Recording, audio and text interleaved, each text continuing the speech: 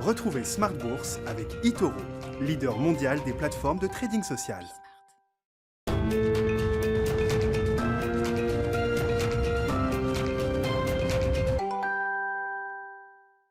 Et c'est reparti pour Smart Bourse, votre double dose quotidienne de marché en direct sur Bismart. Chaque jour à la mi-journée, 12h30, 13h. Et le soir, la grande édition, le grand digest de l'information économique, financière et boursière. Pendant une heure à partir de 18h30. Au sommaire ce soir, Joe Biden, le top départ pour son mandat de 4 ans. Le président américain prête serment et va ensuite signer toute une série d'executive orders, de décrets qui permettront politiquement, symboliquement et concrètement même de revenir sur certains des axes et des choix majeurs de Donald Trump quand il arrivait, lui, à la Maison-Blanche il y a un peu plus de 4 ans. On parle d'une quinzaine d'executive orders qui pourraient être signés par Joe Biden pour son premier jour, avec l'idée de réintégrer les États-Unis dans l'accord de Paris, par exemple, des mesures également sur la question de l'immigration qui seront décidées par décret présidentiel. On en parlera très largement avec nos invités de Planète Marché dans un instant. L'autre volet de l'actualité, ce sont les résultats d'entreprise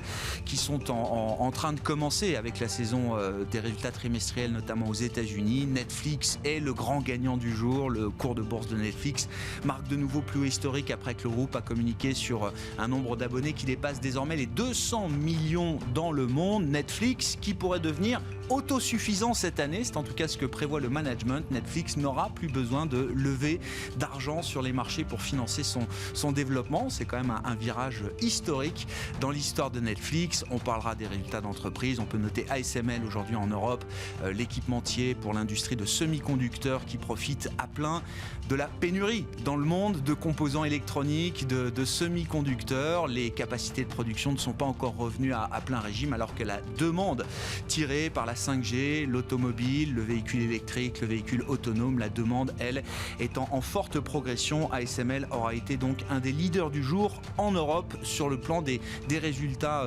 microéconomiques. Et puis dans le dernier quart d'heure de Smart Bourse, le quart d'heure thématique, chaque soir, vous le savez, on parlera d'infrastructures avec une société de gestion spécialisée dans l'investissement en infrastructure. C'est l'un des associés gérants de Flexam Invest qui sera avec nous en direct à partir de 19h15.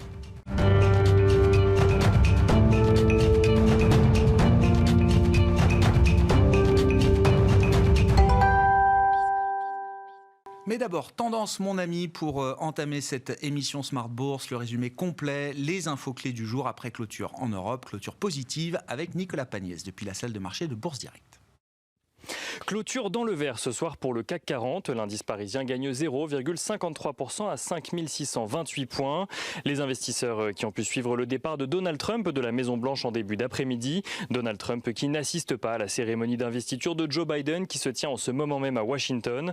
L'arrivée au pouvoir du 46e président des États-Unis suscite de nombreux espoirs pour les investisseurs sur le plan de la gestion de la crise sanitaire américaine. Tout d'abord, l'arrivée au pouvoir de Joe Biden signifie la mise en place de mesures rapides. Ce dernier compte d'ailleurs signer une quinzaine de décrets dès cet après-midi qui ont notamment pour but de faire face aux crises sanitaires et économiques que traverse le pays. Un retour des États-Unis au sein de l'OMS est également au programme, tandis que le port du masque devrait être rendu obligatoire dans les bâtiments fédéraux. Une agence spécifique responsable de coordonner l'action sanitaire contre le virus devrait aussi voir le jour. Au-delà des mesures sanitaires, l'arrivée au pouvoir de Joe Biden signifie également pour les investisseurs la promesse d'un plan de relance massif à l'économie. Un sujet défendu par Janet Yellen, la nouvelle secrétaire au Trésor, devant les sénateurs hier. Elle a insisté sur la nécessité de frapper fort face à la crise dans un contexte de taux bas. Janet Yellen qui a également tenté de rassurer sur le plan de la dette, rappelant que Joe Biden et elle-même ont totalement conscience de ce qu'elle appelle le terrible fardeau de la dette des États-Unis.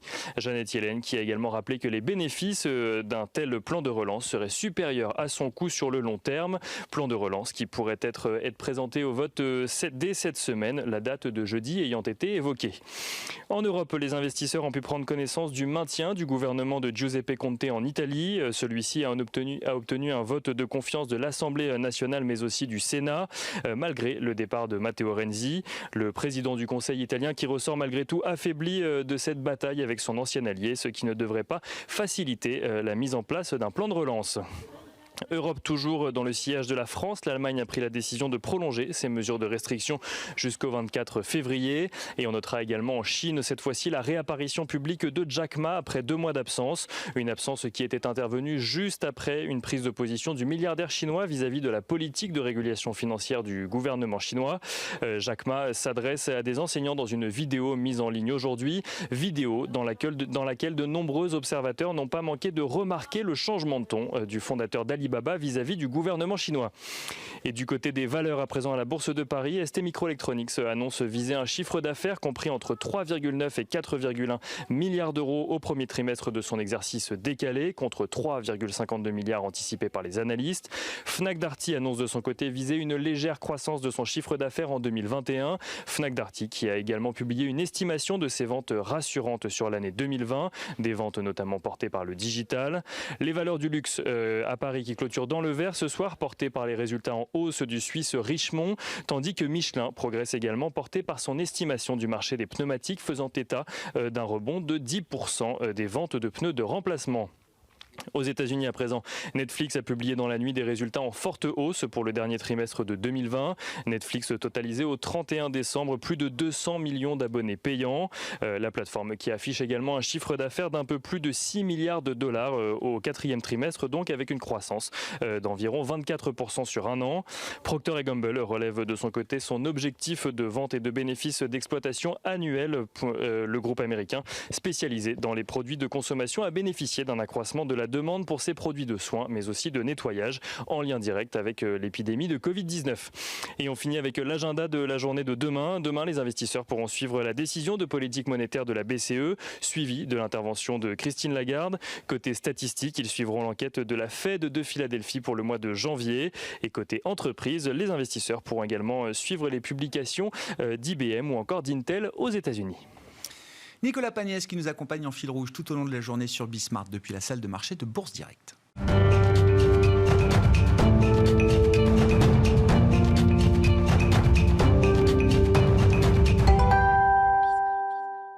Trois invités avec nous chaque soir pour décrypter les mouvements de la planète marché. Christian Parizeau est avec nous ce soir, chef économiste d'Orel BGC. Bonsoir et bienvenue Christian. Bonsoir. Pierre-Alexis Dumont, le directeur des actions et convertibles de Groupama Asset Management nous accompagne également. Bonsoir Pierre-Alexis. Bonsoir Grégoire. Et bonsoir Étienne de Marsac qui est avec nous ce soir également. Bonsoir Étienne. Bonsoir Grégoire. Vous êtes gérant Absolute Return de Sunny Asset Management. Joe Biden, le top départ du mandat du président démocrate américain.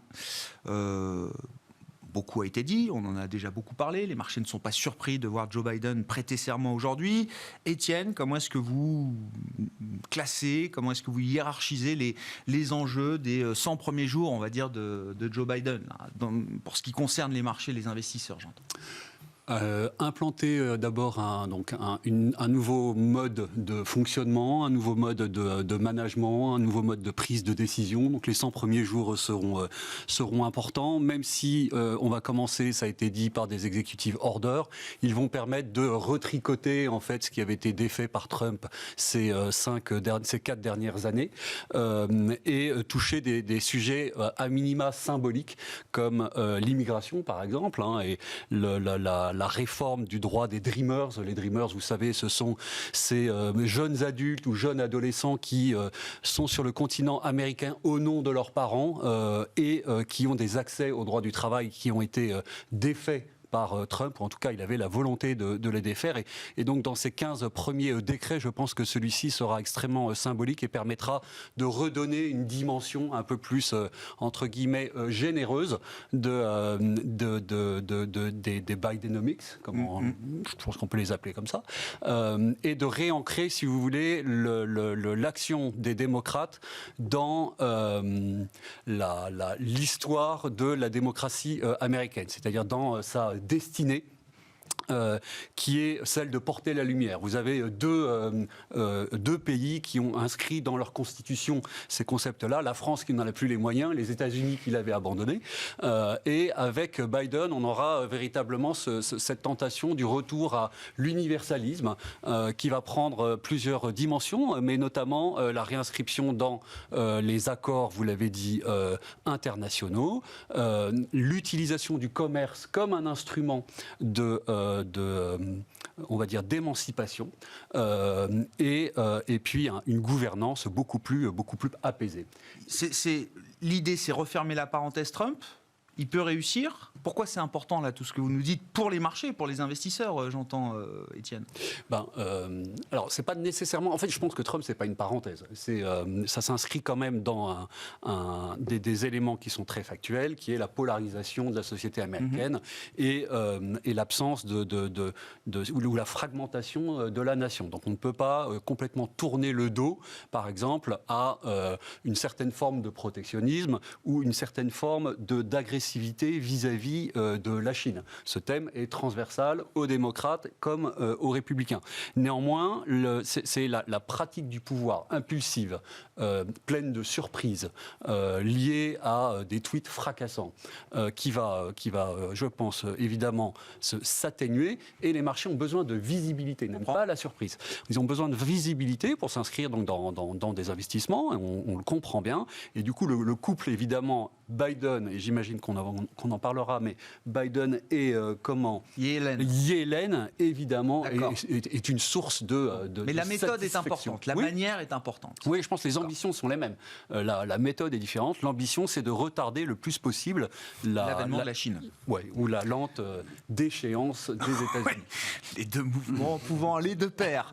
Qu'est-ce que vous en attendez, Pierre-Alexis, là, des signaux que va envoyer aujourd'hui Joe Biden pour son premier jour et des 100 premiers jours, si cette thèse des 100 premiers jours l'essentiel a été dit, c'est plus de normalité. Ouais. Voilà, donc plus de normalité, ça veut dire du multilatéralisme, ça veut dire un peu plus d'échanges sur les bonnes pratiques d'un point de vue sanitaire, par exemple aussi, qui est tout le monde met des masques, on va mettre des masques un peu, des choses de ce type.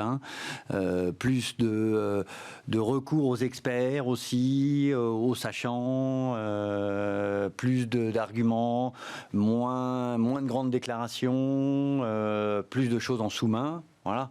Après, je pense que la politique de fond des États-Unis, ça va quand même toujours être America First. C'est pas pour ça que l'Europe va tout d'un coup voir sa croissance doubler. De temps en temps, on le perçoit un peu. C'est-à-dire qu'on n'aura pas de changement, disons, de politique. Je pense qu'il y a un axe fort vers l'Asie qui va rester quand même fort. Le retour vers l'Europe, on sera un partenaire, mais je pense que le tournant historique vers l'Asie, il va rester là. L'axe anti-Chine, il va rester là, ou en tout cas de freinage de la Chine, il va rester là. Voilà, on a quand même un certain nombre de points qui seront clés. Le côté aussi politique, mais qu'on voit aussi en Europe, c'est-à-dire qu'on a eu 15-20 ans où il y a eu un libre-échangisme et en fait très peu d'intervention du politique dans l'économique.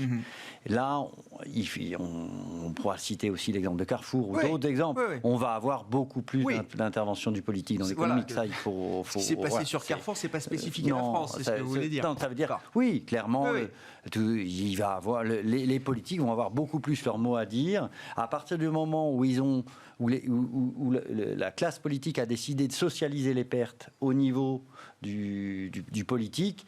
L'économique va devoir être au service quand même à un moment du politique et on aura beaucoup moins de liberté sur la partie fonctionnement économique. Je pense que ça, c'est vraiment des choses structurelles. Donc le structurel va rester là. Sur la partie conjoncturelle, on aura plus de normalité, plus de visibilité. Et c'est important pour les marchés, pour les investisseurs. Il y avait le risque quand même que la perception, notamment de la part des investisseurs étrangers vis-à-vis des États-Unis, soit détériorée, dégradée. Il faut quand même restaurer cette perception, c'est important. Je sais pas, Janet Yellen parlait du dollar fort. Derrière la question du prix du dollar, moi je comprends qu'il faut que les États-Unis restent, comme le disait Étienne, une terre attractive, une terre de rêve, de lumière, quoi. Il faut pas se faire d'illusions. La force d'une monnaie, c'est à moyen terme, c'est aussi la force de l'économie. C'est-à-dire que je connais pas d'économie qui fonctionne très très bien avec une monnaie qui s'est dévaluée dévalorisé face à tous ses concurrents. Donc là, ça c'est évident. Tout ça, vous l'avez. Moi, je pense que c'est en effet important d'avoir un peu plus de visibilité.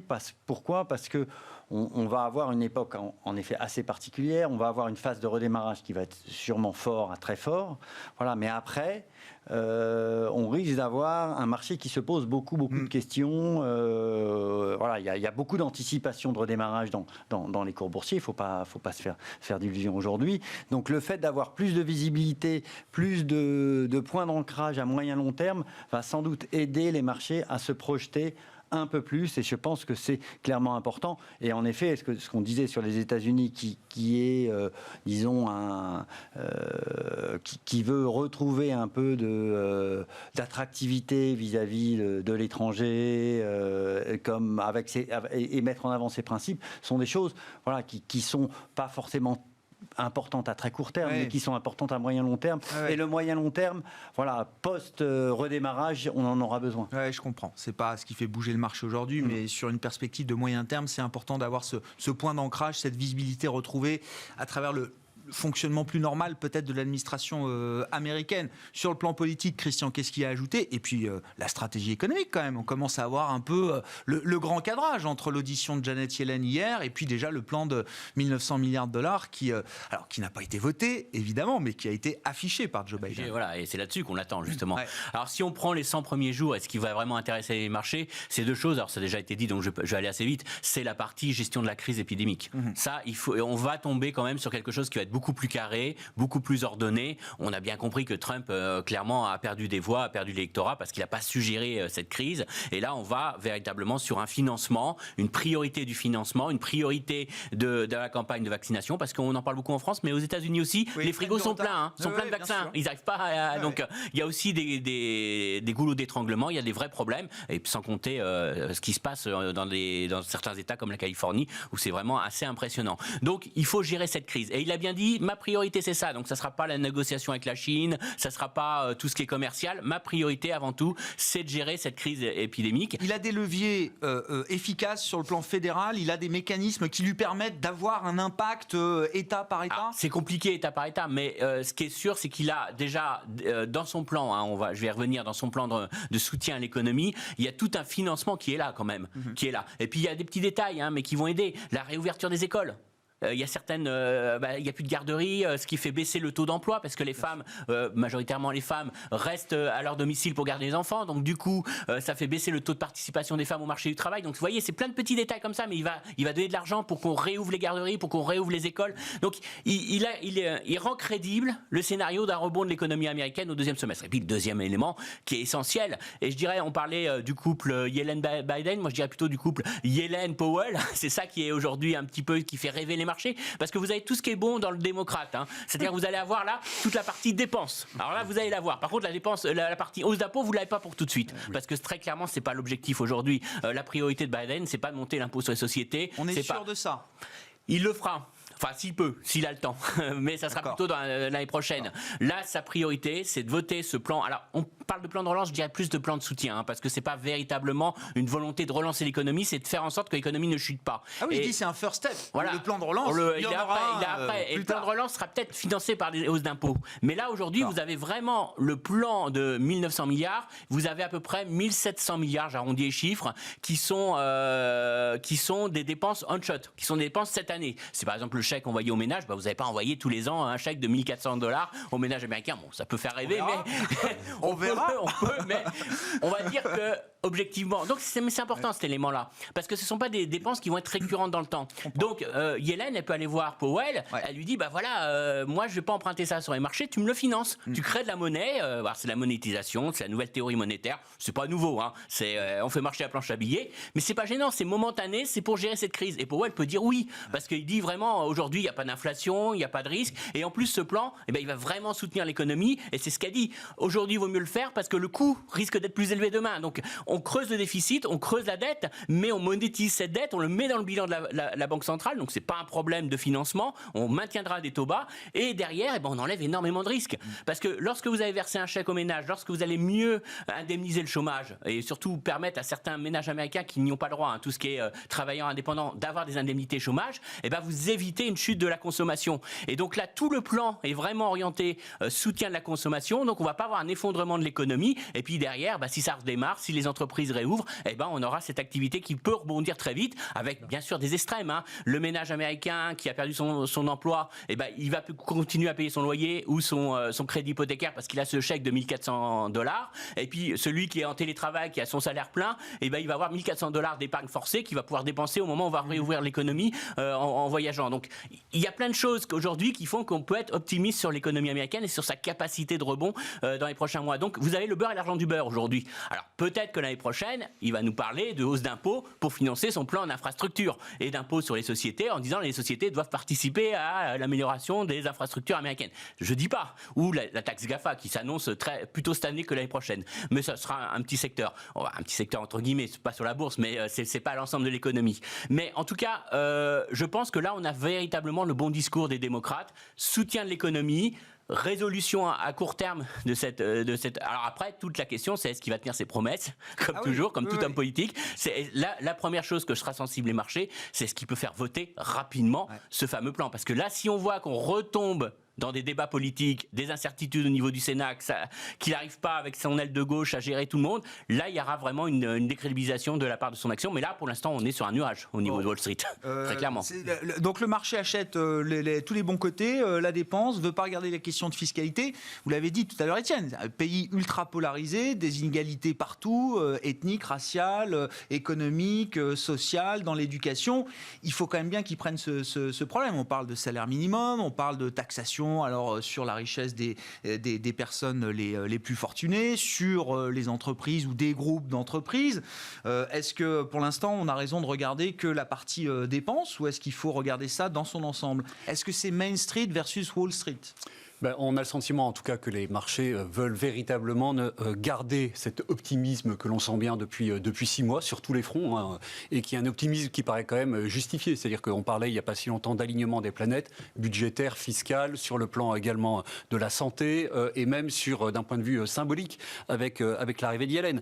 Et on est bien quand même obligé de prendre acte de la disparition d'un certain nombre de risques et de l'ouverture, si vous voulez, d'un horizon beaucoup plus large, qui peut s'inscrire également dans une reprise cyclique. C'est-à-dire qu'il y a un moment donné où toute cette masse monétaire créée et qui est légèrement contenue pour le moment, puisque le consommateur, il est chez lui devant Netflix et il n'a pas possibilité de consommer comme avant, il y a un moment donné où, à partir du moment où l'économie se rouvre, alors c'est un processus progressif, mais vous allez avoir, et on l'a déjà eu par à-coup, notamment au moment des annonces des vaccins, par exemple, une explosion des valeurs cycliques ou des valeurs qui ont été massacrées explosion à la hausse, massacrées pendant cette pandémie. Donc on a de fortes raisons d'être optimiste, me semble-t-il, d'autant plus que Yellen n'est pas, et ça vous aura pas échappé, n'est pas simplement en train de parler au nom du Trésor, mais elle parle aussi devant le Sénat de politique monétaire. Moi j'ai trouvé ça extraordinaire hier. C'est-à-dire qu'hier, devant le Sénat, alors qu'elle est censée représenter le Trésor américain, elle parle des taux qui vont rester durablement bas.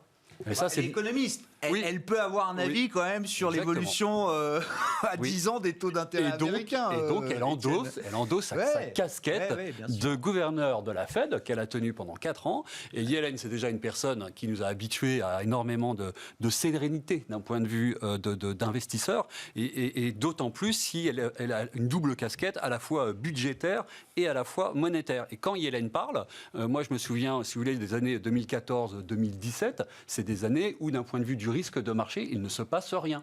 La moyenne de la volatilité, donc cette mesure du risque, volatilité des actions américaines 2014-2017, c'est 10%. Sous l'ère Trump, donc avant la pandémie, on est plutôt sur des niveaux de 25%. Le point bas, c'est 9%. Sous Yellen. Ce qui veut dire qu'au-delà de cette perception de l'absence de risque, vous allez avoir, comme aujourd'hui d'ailleurs, une accélération des programmes d'achat qui sont fondés sur les baisses de volatilité. Donc vous avez vu aujourd'hui, volatilité implicite des actions baisse, le marché accélère parce qu'on dépasse des niveaux en dessous desquels se déclenchent des programmes d'achat. Exactement la même dynamique qu'on avait eue en juillet ou en août. Et on achète le Nasdaq. La mécanique de marché implacable, vous dites il ne faut pas se départir de son optimisme aujourd'hui, c'est trop tôt. Et c'est trop tôt. Et puis puis les chevaux sont lancés, c'est-à-dire que vous avez un momentum très fort et on ne peut pas lutter contre ça. Voilà. Et ça fait mois après mois, ça fait au moins 2 mois que vous tenez ce discours. Mois après mois, je vérifie si l'optimisme est toujours là. Est-ce que c'est un optimisme que vous partagez chez Groupama, Pierre-Alexis Dumont, on est sur la partie marché, puis je reste quand même sur la thématique américaine. Comment est-ce que vous avez, où est-ce que vous avez envie d'être exposé, de quelle manière quand vous regardez les États-Unis aujourd'hui? Sur la partie américaine, où clairement, le fait nouveau, c'est les plans de relance. Donc c'est là-dessus qu'il faut capitaliser, à notre avis, sur la partie, sur cette partie-là. Sur la partie de la vision de marché, je pense en effet qu'il faut pas aller contre le vent. Et là, aujourd'hui, on est dans une situation que j'ai rarement vue dans ma carrière aussi favorable. Voilà, donc c'est clair, on a quasiment toutes les planètes qui sont alignées, hausse des marchés, hausse des révisions de bénéfices, redémarrage, plan de relance, les taux sont bas, peu de risques financiers, voilà. Donc là-dessus, il n'y a pas de point. Nous, notre positionnement est plus de dire on va aller vers, disons, une économie qui va être plus normale, donc une économie qui est moins dans l'exception, et donc un peu un retour sur les fondamentaux. Donc on va beaucoup axer nos portefeuilles sur la diversification et sur la sélection de titres. On a eu une année 2020 qui était quand même assez, entre guillemets, sur des grands risques. Voilà, marché, pas marché, value, croissance, défensive, cyclique, États-Unis, Europe, on-off. Là, nous, on va, avec le redémarrage, vraiment accompagner, disons, les sociétés sur lesquelles on sent à la fois un redémarrage et le fait qu'il y ait de la visibilité dans le redémarrage. Les moteurs de performance seront plus complexes, vous dites, là, pour la partie action, notamment? Non, plus intéressant. Plus intéressant. Non, mais quoi, plus intéressant dans le sens moins macro. Donc aujourd'hui, voilà. Donc, et je pense quand même, nous, notre vision de fond, c'est que c'est pas du tout une crise qui va permettre la reconvergence. C'est une crise quand même qui favorise encore la divergence. Il va y avoir des divergences de zones. Il va y avoir des redémarrages, à mon avis, qui vont être assez différenciés entre les zones. Il va y avoir des redémarrages sur les business models.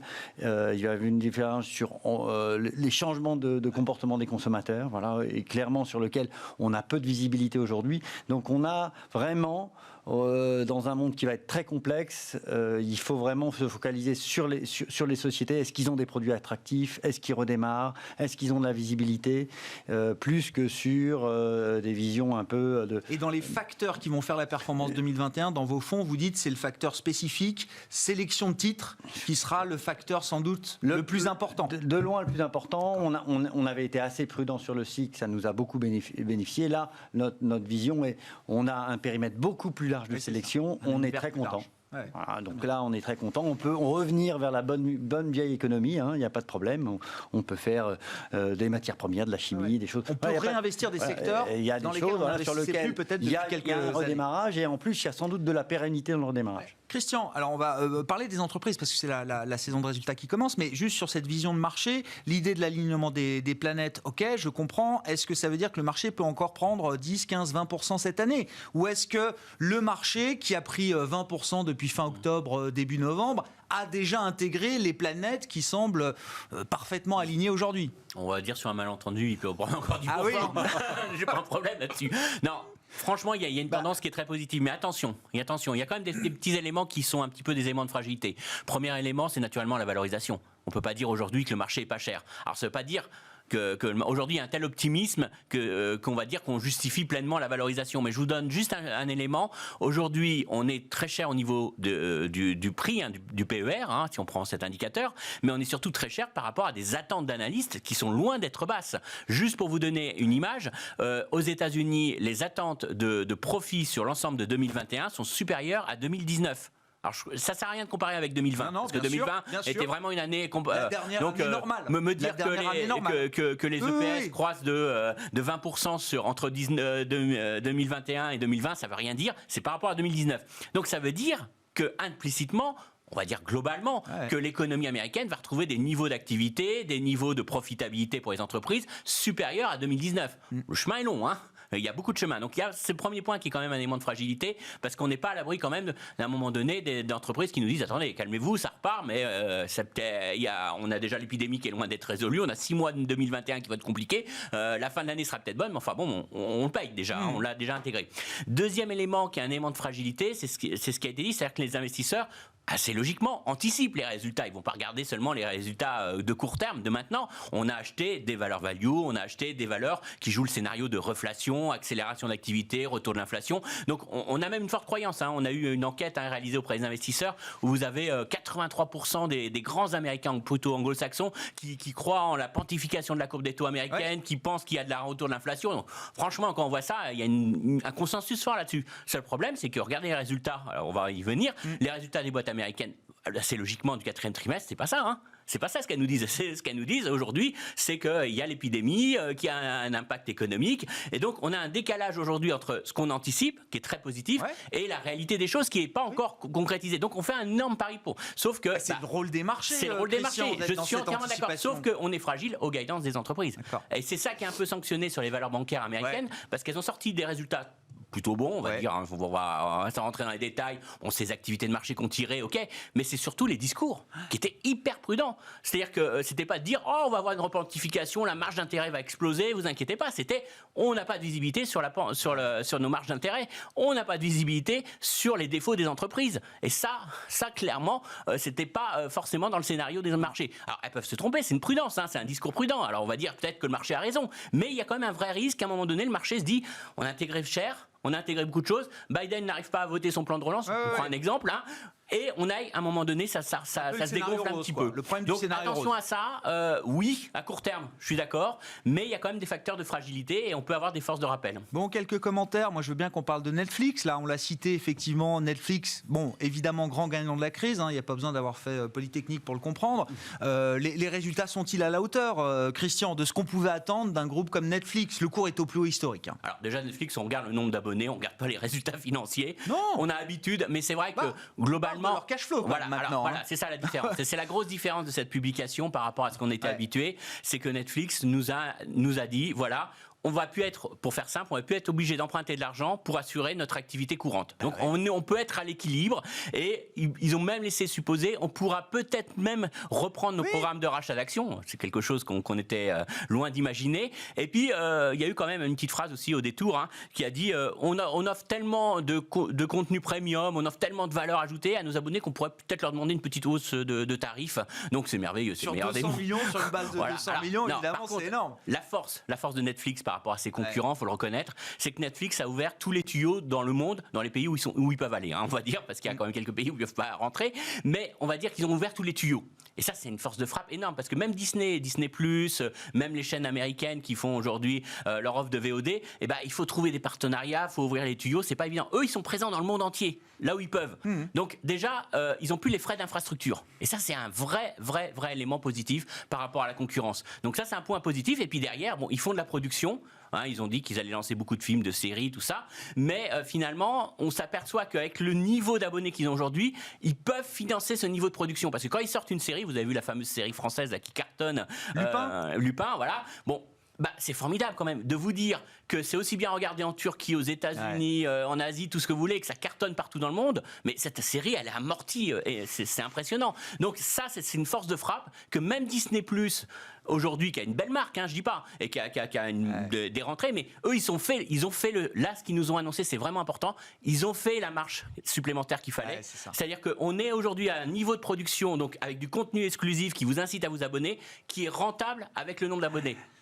Et après, on ne sait pas l'avenir, mais c'est quand même un signal très fort en termes de business. C'est une date dans l'histoire de Netflix, quand même. Alors après, c'est une prévision. Ils peuvent, on aura peut-être des déceptions et tout ça, mais c'est quand même. Et c'est ce que le marché achète aujourd'hui. Ils ont accéléré, naturellement. Ils ont gagné plusieurs années grâce à l'épidémie. Il faut le dire quand même. Ce qui est, ils n'auraient jamais eu ils ont gagné 2-3 ans.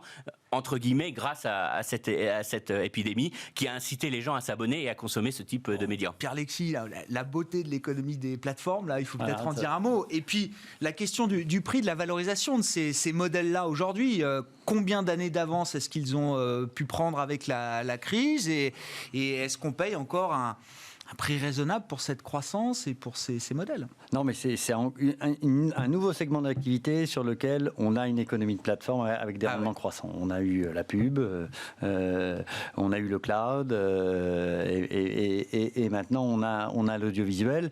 Et c'est clair qu'aujourd'hui, bon, à partir de cette taille-là, bon, bah, voilà, les investisseurs ils disent quoi? Bon, bah, voilà, c'est comme Amazon. Hein, voilà, on a aujourd'hui l'acteur ultra dominant du secteur sur les prochaines années.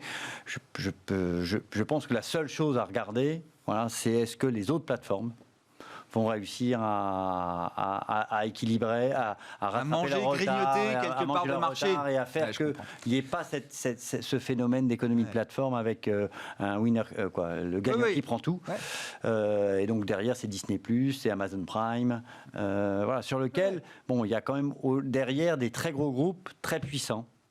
Et je pense que c'est vraiment ça à surveiller sur le moyen long terme. L'intensité concurrentielle. Sinon, aujourd'hui, le modèle de plateforme est extraordinaire. Voilà, maintenant, vous produisez, vous faites un carton dans 15 pays, vous avez 200 millions d'abonnés, de l'exclusif, donc vous avez le moyen de mettre beaucoup plus d'argent dans vos productions, avoir des produits premium, les plus grandes stars qui viennent dans vos productions.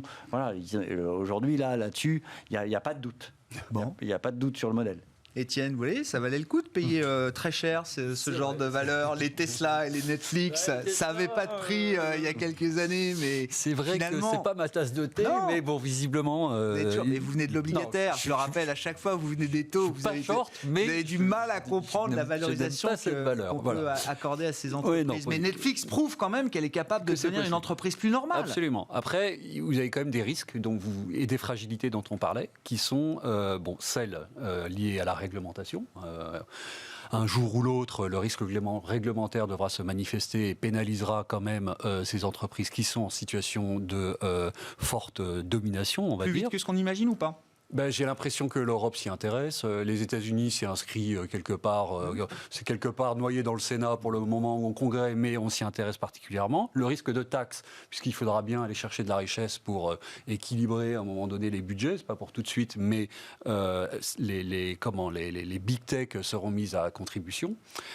Et puis un troisième élément en termes de valorisation, comme le disait Christian, c'est à un moment donné quand même l'inflation. C'est d'un point de vue macro, si on se remet à fabriquer de l'inflation, on l'a bien vu il y a quelques semaines, quand on s'est mis à parler de tapering, etc., de normalisation de politique monétaire. Bon, qu'est-ce qu'a fait le Nasdaq ? Il a arrêté de monter. Oui. C'est un truc un peu surprenant. Normalement, le Nasdaq, c'est un truc qui monte tout le temps. Et il s'est arrêté de monter, ainsi d'ailleurs que les symboles, les bitcoins, etc., qui sont porteurs de cet enthousiasme lié à l'absence de remontée des taux d'intérêt. Donc dès qu'on évoque cette idée que les taux peuvent monter, que emprunter de l'argent pour financer des achats spéculatifs, ça se grippe un peu sur certains segments du marché. Exactement. Donc ce sujet-là, quand même, il apparaît. On sent il est en train de prendre un peu d'ampleur. Aux États-Unis, il s'est fait très vite calmer, mais on a quand même des éléments factuels, notamment dans les matières premières, dans le domaine de l'alimentaire, le soja, le blé, le maïs, etc., sont sur des niveaux de croissance de l'ordre de 20 à 30% depuis le début de l'année et de 80% depuis le point bas. Donc on va avoir de l'inflation, ne serait-ce que dans l'alimentation, donc dans les pays émergents. Et à un moment donné, l'inflation dans les pays émergents, c'est quand même dans l'inflation qui va dans les salaires. Ouais. Si avec la délocalisation, on peut faire travailler un Pakistanais pour nous qui sommes à Paris, eh bien cette augmentation des salaires, elle va se traduire par une pression sur les marges des entreprises aussi.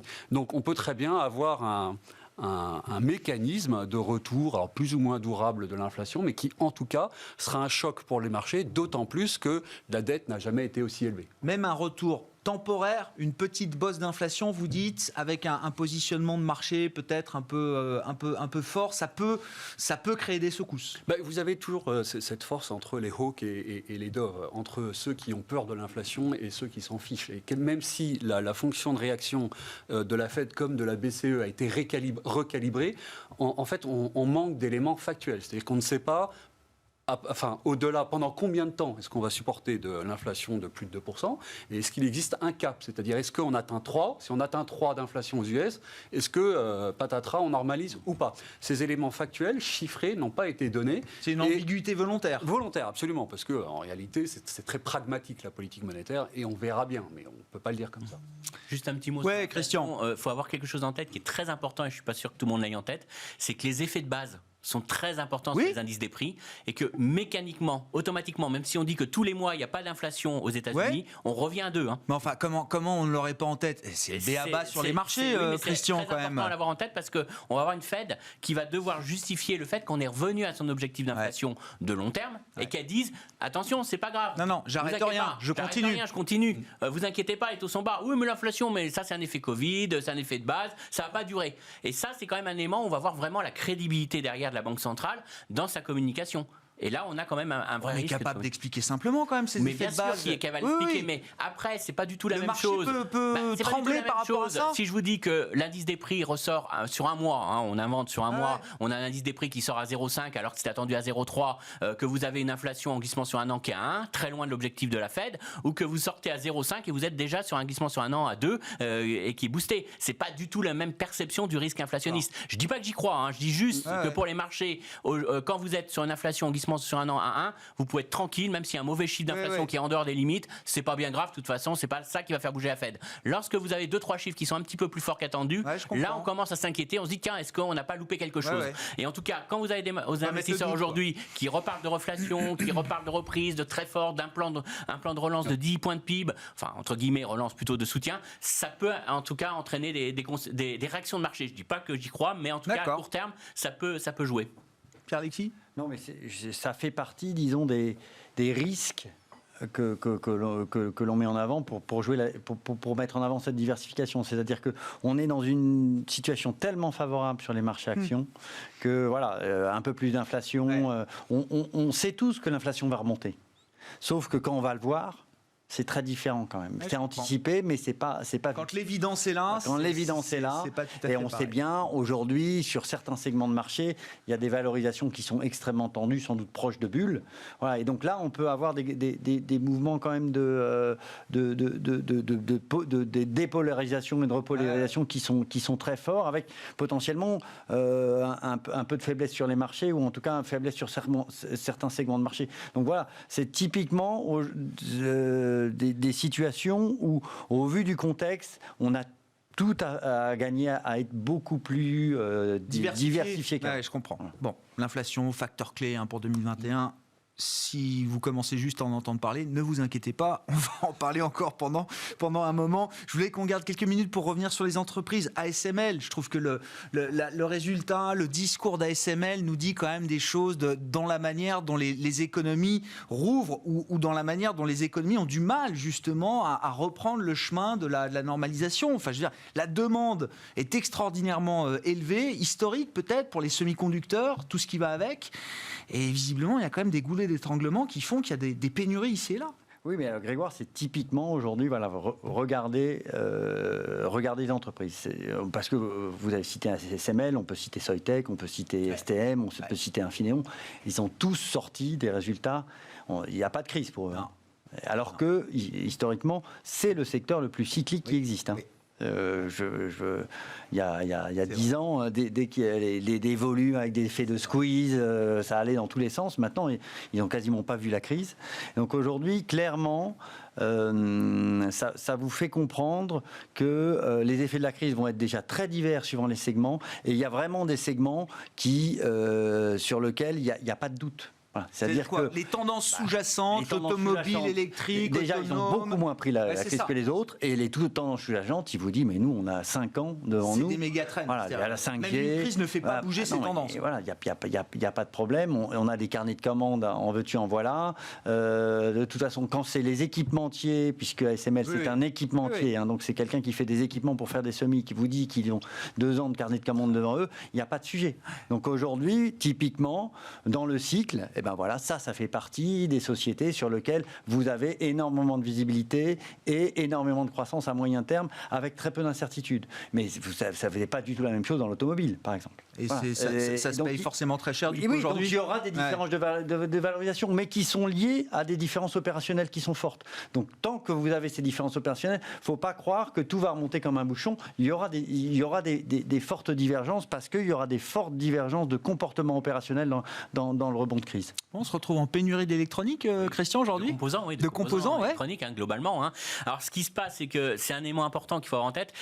On parle de crise, on parle de tout ça, mais c'est pas une crise endogène à l'économie. C'est vraiment un choc extérieur qui s'est traduit par un changement de comportement de consommation qu'on n'a jamais vu. C'est-à-dire qu'on n'a jamais vu en si peu de temps des ménages qui prennent plus du tout l'avion, qui vont plus voyager, mais qui sont chez eux. Alors, qu'est-ce qu'ils font quand ils sont chez eux ? Ils s'abonnent à Netflix, mais ils achètent l'écran plat. Alors forcément, l'écran plat, c'est plein de composants électroniques. Ils achètent une voiture électrique. Bah oui, mais une voiture électrique a plus de composants électroniques. Ils achètent un nouveau smartphone pour profiter de la 5G. Ça va être formidable, la 5G. Sauf que la 5G, ce sont des smartphones de moyen haut de gamme. Ça tombe bien, ils ont eu de l'épargne un peu forcée, ils ont de l'argent, donc autant acheter ce smartphone haut de gamme pour profiter de cette 5G. Sauf qu'un appareil 5G, c'est beaucoup plus de mémoire vive, surtout sur le moyen haut de gamme, et donc ça tire vers le haut cette demande de mémoire. Bon, j'ai plein de téléconférences, j'ai mon enfant qui a des cours à distance, je lui achète un bel ordinateur. Donc tout ça fait qu'on a eu une consommation qui est beaucoup moins de services, beaucoup plus de biens. On l'a vu avec la Chine, qui a explosé en termes de reprise, mais que sur la partie industrielle. On voit que la demande intérieure est beaucoup plus affectée. Donc on voit que la Chine profite pleinement de ce changement de comportement des consommateurs, et donc on a cette consommation qui est naturellement portée sur ces biens et ces biens électroniques. Donc on est vraiment dans une situation de pénurie. Face à ça, il y a un autre élément qui joue et qui joue beaucoup sur les équipementiers dans les semi-conducteurs, c'est qu'on a une Chine qui veut devenir indépendant des brevets européens, américains surtout, et surtout américains. Donc là on a aussi un flux d'investissement monstrueux parce que vous avez cette demande qui explose, tout le monde est en train de courir pour investir. Vous avez vu, même AMD, ils n'arrivent plus à produire les consoles de jeux. Donc tout le monde est en train de réinvestir monstrueusement en même temps. Et en plus, vous avez la Chine qui dit moi, je ne vais plus acheter les processeurs américains, donc je vais créer installer mes propres... L'explosion de la demande qu'on n'a jamais vue. La seule question qu'on peut se poser, c'est est-ce que c'est un cycle court ou un cycle long ? Est-ce que c'est juste un effet finalement post-Covid, comportement, et puis quand on va rouvrir c'est pas pour tout de suite, mais au deuxième semestre, quand on va rouvrir l'économie, les gens vont dire bon, c'est fini, j'ai acheté mon smartphone, sur les tendances je vais normales. voyager, et là, il y aura peut-être un contre-choc. Et deuxième chose, est-ce que la Chine va pas surinvestir dans les semi-conducteurs et déséquilibrer derrière complètement le marché ? Donc attention, là, on a, je pense, bien 6 mois, 1 an. Moi, ils ont des carnets de commandes au niveau des équipementiers, mais au niveau des semi-conducteurs, je pense qu'on va sur un news flow très positif sur les très court terme. Mais attention, parce qu'il y a un risque de retour de bâton. La normalisation peut se faire dans l'autre sens aussi. Les professionnels du secteur nous parlent quand même d'un cycle long. Mais attention, quand ils nous parlent d'un cycle long, généralement, on a des surprises assez rapidement. Il faut qu'on s'arrête là pour ce soir. Merci beaucoup, messieurs, d'avoir été les invités de Planète Marché dans Smart Bourse sur Bismart. Christian Parizeau, Aurel BGC, Groupama AM avec Pierre-Alexis Dumont et Étienne de Marsac, Sony Asset Management, qui étaient avec nous ce soir.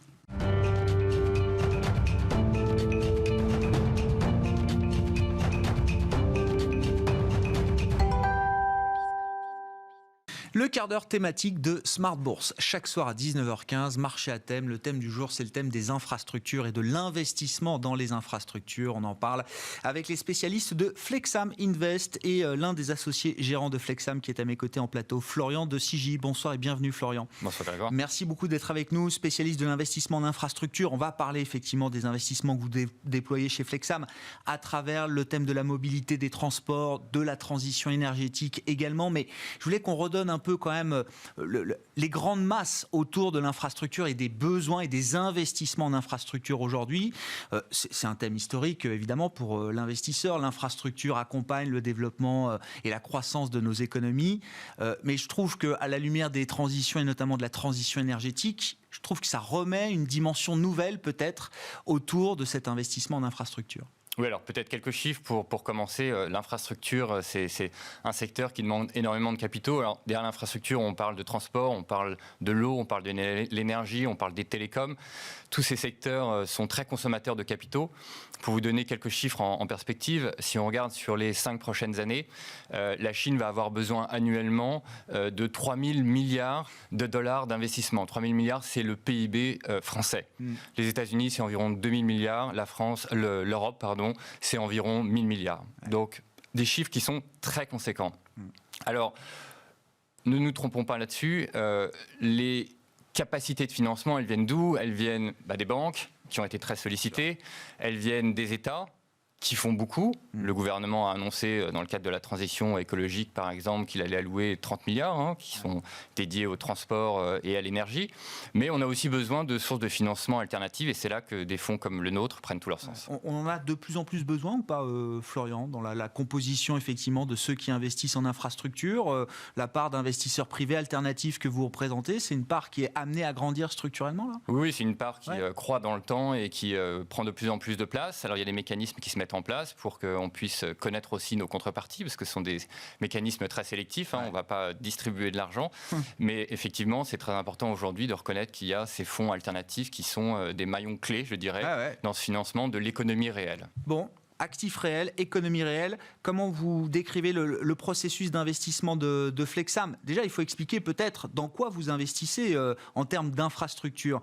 La mobilité, le transport, je le disais, ce sont des axes clés avec en plus le prisme de la transition écologique. Oui, absolument. Alors, Flexam Invest investit effectivement dans l'économie réelle, dans des actifs qui sont physiques et dans des thématiques qui sont celles que vous avez citées, transition énergétique, mobilité, logistique. Alors, peut-être des exemples très concrets. Bien sûr.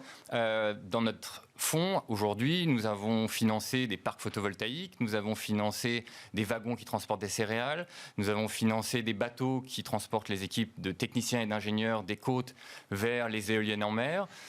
Nous finançons aussi des containers terrestres frigorifiques qui assurent la chaîne du froid dans le secteur alimentaire, ou encore des hélicoptères aussi qui font du transport sanitaire. Voilà des exemples très concrets d'actifs que nous finançons. Oui, effectivement. Et donc, ces actifs-là participent, vous avez cité quelques exemples, mais participent à la transition énergétique. Absolument. Parc photovoltaïque, on est typiquement au cœur. Je pensais à la partie transport, parce que souvent, quand on parle des questions écologiques, le transport est souvent pointé du doigt comme étant un mauvais élève. Vous avez raison. Alors, un exemple très simple, quand on finance des wagons qui transportent des céréales, vous pouvez prendre un train de céréales, c'est l'équivalent de 120 camions sur la route. Donc, l'empreinte énergétique est nettement plus faible, de l'ordre de 10 à 15 fois. Mais tout cela requiert évidemment des investissements. Mais ça participe de cette transition écologique. Et d'ailleurs, nous avons intégré une charte ESG dans notre processus d'investissement. C'est un des secteurs, un des piliers clés quand on est en train de dérouler ce qu'on appelle notre processus d'investissement et notre due diligence. Concrètement, donc, vous investissez dans ces infrastructures. Encore une fois, quand il s'agit du wagon ou des hélicoptères, qui les utilise au final, Alors, nos contreparties sont des opérateurs privés, mais derrière, il y a des noms connus qui sont des sociétés par exemple comme Siemens, ou qui vont être des sociétés peut-être moins connues comme Cargill, ou des gens comme Ørsted, qui sont par exemple des leaders de leur secteur. Ørsted, c'est le leader mondial de l'éolienne en mer, par exemple. Sont des actifs, alors je ne sais pas comment vous avez pu mesurer peut-être la valeur de ces actifs au cours de cette année, mais sont des actifs qui ont montré une forme de résilience, Florian, parce que dans le transport, à partir du moment où on ferme les économies, où on ferme les échanges, on peut se dire qu'il y a moins de wagons qui circulent et moins d'hélicoptères qui volent. Alors c'est là que le gérant a une valeur ajoutée, c'est de bien choisir ses secteurs. À titre d'exemple, nos actifs ont été résilients puisque pendant la crise du Covid, on a mesuré cette performance, en particulier par le pourcentage d'actifs qui ont continué à recevoir leur loyer. Et dans notre cas, 98% des actifs ont continué à recevoir leur loyer. Il n'y a pas eu de rupture, quoi. Il n'y a pas eu de rupture. Encore une fois, ça a montré une résilience. Alors, c'est lié aussi à un portefeuille qui est diversifié, décorrélé. Vous avez parlé précédemment des marchés, de la volatilité. Dans le numérique, c'est des valorisations fantastiques, mais aussi parfois une volatilité impressionnante. Ici, on est sur des modèles beaucoup plus conservateurs. Donc, on va chercher à avoir des portefeuilles où on a une très forte visibilité sur les cash flows et avec un processus qui va regarder à la fois la solidité de la contrepartie, la croissance du secteur, la solidité effectivement en termes d'adéquation par rapport à l'ESG et bien évidemment, on va regarder aussi d'un point de vue financier, dérouler tout ce qu'il faut pour s'assurer que nos contreparties pourront payer dans le temps, parce que ça fait partie de notre modèle. Si les loyers ont continué d'être payés, Florian, c'est quoi? C'est avant tout la solidité financière des contreparties, comme vous dites, ou est-ce que c'est d'abord peut-être parce que ces actifs, dans le transport notamment, ou autres, continuaient d'avoir un usage et continuaient d'être utilisés, peut-être même avec des usages détournés de l'usage initial Absolument. Alors vous avez des secteurs qui ont bénéficié bénéficié de la crise et d'autres qui ont beaucoup souffert de la crise. Donc quand vous regardez effectivement certains secteurs comme le e-commerce, nous sommes présents dans la logistique. Bon, c'est des secteurs qui ont une très forte croissance, qui ont des prévisions de l'ordre de 10-12%. Et forcément, dans ces périodes-là, en fait, on investit encore plus et donc on a besoin de capitaux. Et on en revient à ce que je disais tout à l'heure, les banques sont très sollicitées. On a besoin de financement alternatif et de gens qui comprennent les modèles. Concrètement, vous êtes en plein développement parce que vous êtes en train de lancer un nouveau fonds chez Flexam, on pourra en dire un mot, mais à quel type d'investisseurs s'adresse ce type d'investissement dans l'économie réelle, dans les actifs réels, les infrastructures? Quel type d'investisseurs, quel type d'horizon de temps est-ce qu'il faut avoir en tête? Quel type de rendement est-ce que vous avez pu servir dans le passé avec votre fonds initial? Alors, je vais commencer par votre dernière question. En termes de rendement, notre fonds initial a délivré 10% de TRI, donc de rendement. Nous nous adressons à des investisseurs qui ont du temps, je dirais, puisque nos investissements, c'est 5 à 7 ans. C'est aussi ce qui garantit la stabilité. Et en termes d'investisseurs, nous parlons plutôt d'investisseurs de type institutionnel, family office ou investisseurs privés avec une certaine surface financière. Nous ne sommes pas destinés à faire de l'appel public à l'épargne. Avec le nouveau fonds en fait, qui va venir. Nous continuerons à capitaliser sur ce track record du premier fonds et à continuer d'offrir des opportunités d'investissement à ces investisseurs. Et de faire la liaison, je dirais, c'est ça qui est important pour nous, la liaison entre les industriels qui ont besoin de développer leur flotte et des investisseurs de l'autre côté qui, eux, veulent participer, évidemment, faire travailler leur argent parce que l'objectif, c'est rentable et durable. C'est facile de sortir de ces investissements quand il faut sortir du fonds, quand il faut liquider effectivement le fonds à la fin, Florian Alors nous avons un modèle très conservateur parce que quand nous rentrons dans une transaction, nous n'achetons des actifs que si nous avons en face un opérateur qui s'engage à les louer et à nous les racheter. Et à les racheter. Donc on a une visibilité sur la sortie. Donc quand nous annonçons à nos investisseurs que ce sont des investissements de 5 à 7 ans, nous savons qu'à l'horizon, vous avez une sortie à nous aurons une sortie. Voilà. Bon, et puis le nouveau fonds, vous l'avez dit, effectivement, je ne sais pas quelle est l'ambition du nouveau fonds peut-être donner un peu la taille des investissements que vous pilotez aujourd'hui pour conclure, Florian, et puis l'ambition là, que vous pouvez avoir alors, sur le fonds cette actuel a environ 200 millions d'actifs qui sont diversifiés à travers ce que je vous ai cité précédemment, que ce soit sur air, terre, mer, dans des bateaux, des hélicoptères, etc. Le prochain fonds vise 250 millions que nous allons lever et nous allons rester concentrés autour de ces thématiques. Même thématique, c'est pas pour adresser d'autres même thématique, on continue sur ce qui fonctionne, je dirais, avec l'objectif de capitaliser, puisque c'est aussi beaucoup de travail d'aller construire ces pipelines, comme on dit, pour pouvoir délivrer aux investisseurs des investissements qui résistent dans le temps et qui délivrent des performances intéressant. Merci beaucoup Florian, merci beaucoup d'être venu nous parler de l'investissement en infrastructure, les actifs réels aujourd'hui qui sont plébiscités. C'est vrai qu'on n'a pas évoqué le thème de l'inflation, mais dans un monde peut-être plus inflationniste, les actifs réels ont une valeur réelle, contrairement à d'autres actifs plus financiers et une valeur défensive également. Florian Tsiggy, associé gérant de Flexam Invest, qui est avec nous dans le quart d'heure thématique de Smart Bourse ce soir. Très bon début de soirée, on se retrouve demain en direct à 12h30 sur l'antenne de Bismart.